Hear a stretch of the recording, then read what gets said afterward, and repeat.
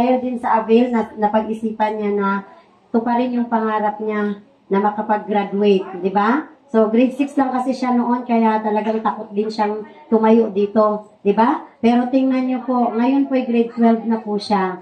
Habang naglalako, nag-aaral siya, at may sasakyan na po yan ng dahil sa Avail, di ba? So, ayan. So, ngayon po itawagin ko, yung isa din po sa inspirasyon ko, bakit ako din tumayo. Itong dalawa yung mga mga masisipag kasi nung nag-start ako dito eh. So, yan, DM, Preciosa Casimero, para i-present sa inyo yung ating napakagandang produkto. Napakadaldal kasi nila, talagang sila yung nagdaldal nito para malaman ng buong veterans, hindi lang veterans, buong Quezon City, okay? Hello, good morning! Good morning! Avail! Number one! Avail! Avail! Number one! And the only one! Oh, yes! Active! Alam niyo po ba? Ako yung tinuringan nilang dakilang Marites. Yes! Talagang minarites ko talaga ito sa lugar ng City Veterans. Hanggang umabot ako sa Silangan, sa Payatas. Alam niyo ba? At dito ko natupad yung pangarap ko. Yung maliit na pangarap. Kasi ito na po kami ngayon. Talagang, dati, hindi talaga kami tumatayo. Talagang, alam niyo bakit? I'm so proud na naging Avilians kami. Why? Gusto namin pagmamalaki sa inyo. Na kung kinaya namin, kaya nyo rin. Alam nyo, andito lang pala pera. Diba? Maging ano ka lang, everyday, gamitin natin ang ating mission. Bawat tao, may mission pala tayo dito sa mundo. Huwag natin hayaan ang ating oras na masayang sa kakamaritis ng buhay ng may buhay, ng mga kapitbahay natin. Tama, imaritis natin yung produkto natin. Kasi yung simpleng share mo lang ng product, scattered yan. Mas lalawak yan. Huwag mong imaritis yung buhay ng iyong kapitbahay. Mababarangay ka. Tama? Tama. True. Ito, yayaman ka. Bakit magmaman ka na? I'm proud, meron na po talaga. Pero, hindi lang kami nagsashow. Talagang may pera dito sa produktong ito. Bakit? Napaka-unique ng product natin. Yes! Isang pads na nilagay ko lang doon sa private part. Ang lamig na masarap. Nung walang nag-explain sa akin kung anong meron. Diba? Yung mismong pads ang nag-i-explain. Na kung gaano siya kaganda. Yung bang masabi mo na, ano ba ito? Di ba? Dati kasi nangangapa pa kami, ano ba meron dito? Kaya hinanap namin kung sino talaga ang nagbigay nito sa amin. Di ba? Simpleng produkto. Napaka-amazing na product. Palakpakan nyo naman si Avail. Okay, and the way I am DM Preciosa Casimero. Proudly, diba? Distributor of Avail Beauty Philippines. Diamond Manager na din po ako ngayon. Talagang hindi ko pinangarap maging diamond. Ang pangarap ko lang dati is makatulong sa aking husband kahit sa simpleng ulam lang na mabigay ko sa aking mga anak na alam niyo po ba na gusto mong makatulong sa kanya? Kulang kasi ang kanyang sweldo. Kulang talaga. Intindihin nyo mamaya, titingnan nyo kung magkano budget nyo sa araw-araw. Kaya wala kayong naiipon. Kahit malaki yung sahod ng mga asawa natin, kahit tipirin natin ngayon, hindi pa rin sapat.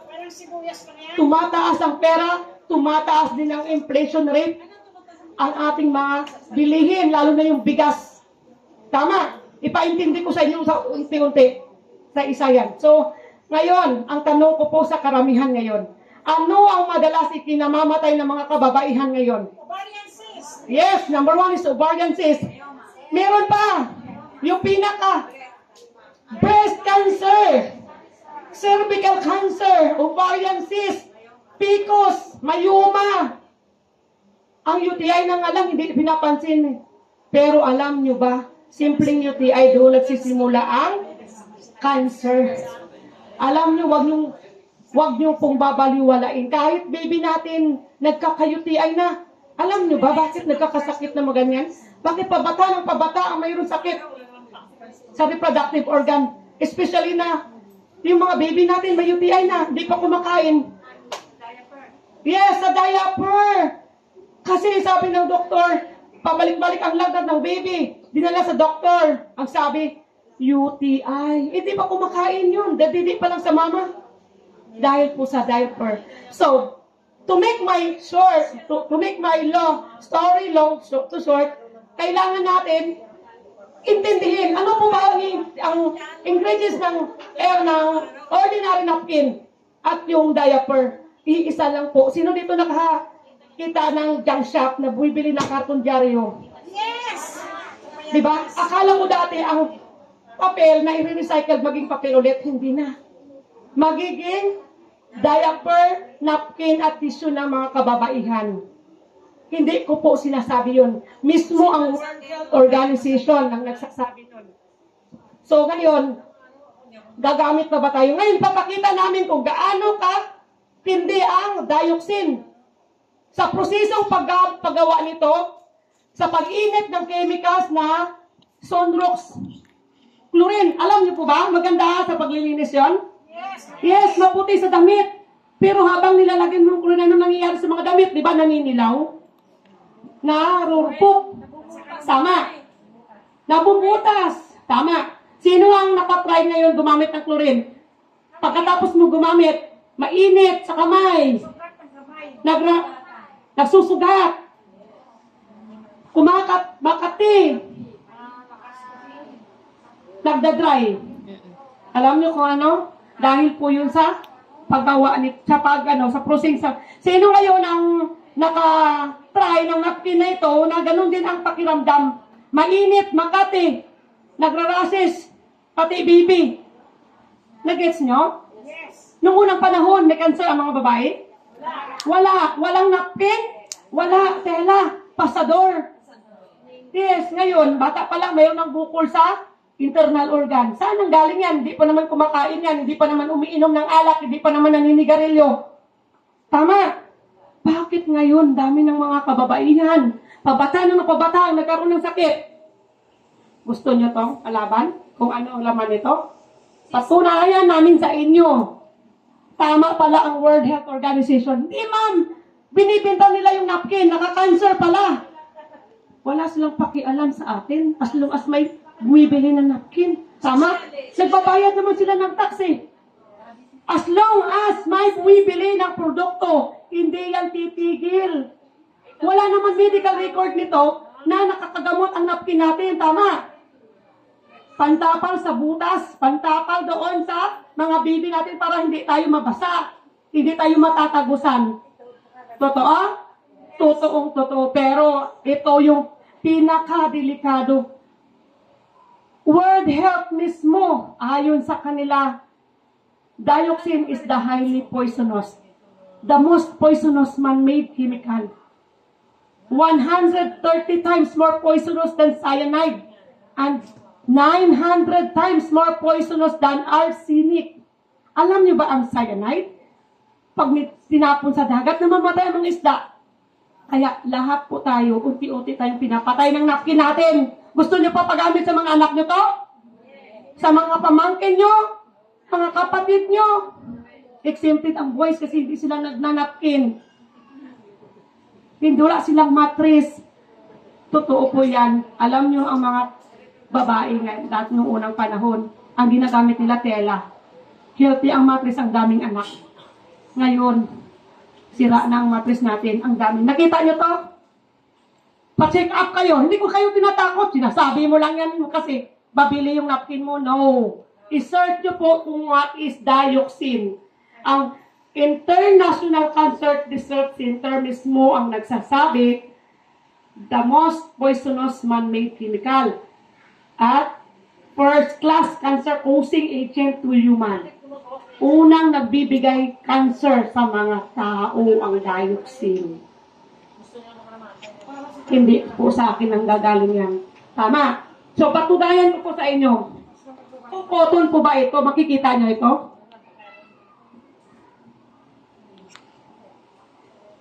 Giniling na papel, pinaputi ng Corinson Rocks. So, gagamit pa ba kayo nito? Hindi na kami gumagamit nito. How many years na? Mag-8 years na ako dito sa Avail. Hindi na kami gumagamit nito. Kaya, I am very confident na yung anak ko ngayon may regla. First time niya, 10 years old pa lang. Pabata na rin ang pabata ang mga kabataan ngayon. Nare-regla niya. Dahil po sa ating environment, dahil sa mga social media, nagbabago din yung pagkatao nila. So, papakita ni Ma'am Cora kung gaano ito ganda ang aming FC Bio. So, tuloy ko ma'am, pati yung ingredients. Okay. Ito yung ordinary napkin. Alam nyo ba, 60 ml na regla ng babae lumalabas sa isang araw. Titingnan natin kung natulungan po ba tayo dito ng napkin natin. At ito yung aming pagmamalaki. Ang aming FC Bio na ito na ang bumuhay sa amin. How many years? At dito na rin kami kumikita. Kaya hindi kami tumitigil sa pag-share nito sa mga kababaihan. At ini-educate namin lahat ng mga kababaihan na huwag na po itong gumamit. Tingnan niyo po at hawakan ninyo kung gaano po ma-compare nyo yung dalawa kung ano dyan ang mas makapal. Okay. Ang kulay. Tingnan niyo mabuti ang kulay. Okay. So, alam niyo po ang FC Bio, meron po siyang 17 herbs at minerals. Huwag na po tayo mag-alala. Ma'am, kung wala na pong napkin, nakaka-cancer pala yung napkin na yan eh. Ito na po ang gagamitin natin. Okay. Pakita ko po sa inyo kung gaano po kaganda. Ito po yung sinasabi ng TV, 100% cotton. Tingnan nga natin kung 100% cotton talaga siya. Kung talagang papel, kasi pinakita ko na sa inyo, napupudpud eh. Kasi pag cotton, hindi po pumakilas yan. Mayroon po siya. Yan. Tingnan niyo po ha. Tingnan niyo po, leading brand. Lalo na kapag artista ang nag-introduce nito sa TV, ito ang bibili natin. Pero sinabi ko sa inyo, wala kaming sinasabi kung anong klaseng napkin ito. Lahat ng ordinary napkin na nabibili sa market, hindi po maganda siya. Okay. Let's pretend that this is your regla, yung tubig. Titingnan natin kung paano tayo natulungan ng ating produkto. Kung na-absorb po ba, hindi po ba ano yung lakad ng babae? Ganyan. Tapos nakaupo, nakakilid. Kasi mamaya baka natagusan. Di ba? Alam nyo ba na ang napkin parang bigas? Parang pagkain. I tell you, pag kayo ay niregla sa isang araw, ngayong umaga, gusto mo magkape, wala ka pang alam eh, na bumagsak yung regla mo. Pupunta ka sa tindahan. Ano unang mo bibilin, kape o napkin? Tiisin mo muna na hindi ka magkape. Tiisin mo muna na hindi ka kakakain. Pag lumabas ang regla, ano unang bibilhin? Napkin. Wala naman sigurong baliw dito na nagsasala ng tabo. Tama?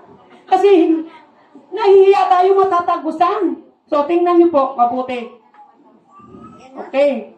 Ito po, ang FC Bio. Mas nipis siya. Pero sobrang maputi. 100% cotton. Which is 17 herbs and minerals. Nasa loob po ng napkin na yan. FC Bio na yan. Lahat po ng mga dahon-dahon ng herbal sa paligid na ginawa ng Diyos, itinapon po dito, inilagay dito sa napkin ng FC Bio. Kaya lahat po ng mga babae, ginagamot niya. Tinutulungan niya na hindi tayo magkaroon ng dysmenorrhea, ovarian cyst, PCOS. Ayan. So, pakita muna natin. I-feel ninyo dalawang. Asan po yung wet at dry? Yes, saan po ang wet? Dalawang kamay na para ma-feel nyo. Dalawa. Press. Press mo pa, press.